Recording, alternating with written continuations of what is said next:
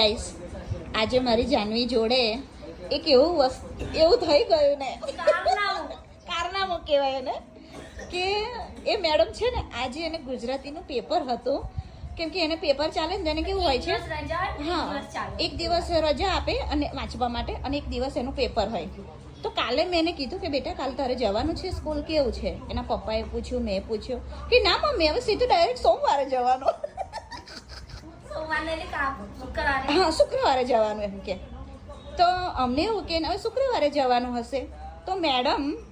આજે ગુજરાતીનું પેપર હતું સ્કૂલમાંથી ફોન આવે છે કે જાનવી હજુ આવી નહીં તો મયુર તો એકદમ સોફ્ટ પહેલાં તો કે કેમ આજે તો રજા છે કે ના હોય ભાઈ આજે પેપર ચાલુ છે તો અમારા જાનવી બેન આજે કેટલા વાગે પેપર આલવા ગયા 9 વાગે 2 કલાક 100 માર્કનું પેપર એટલે સારું ગયું ભગવાન કરે પેપર સારું ગયું ક્લાસના લોકોએ મને બતાવી તો આભાર બધાનો હા એને બી એના ક્લાસ ટીચરોને બધા સારા છે સરસ તો થઈ ગયો ટાઈમે એને મતલબ ભરાઈ ગયું પેપર પણ બેટા આ ગલતી તે આ પરીક્ષામાં કરી પણ બોર્ડની પરીક્ષામાં આવી ગલતી ના કરી કેમ કે તું બધી વાતે કમ્પ્લીટ પરફેક્ટ છોકરી છે તું પરફેક્ટ તને કશું અમારે કહેવાનું નથી આવતું બેટા પણ અમુક ગલતી તારાથી થઈ જાય છે જેમ કે તું અમારા પહેલાં ઉઠીને તું 10 મિનિટ પહેલાં તું સ્કૂલમાં ટચ થઈ જાય છે અને આજે તારા પેપર વખતે તો એટલે અમે બધાને કોઈ ગુસ્સે નથી એનાથી કશું જ નહીં પણ મતલબ કે એક આ એને શીખ મળી ગઈ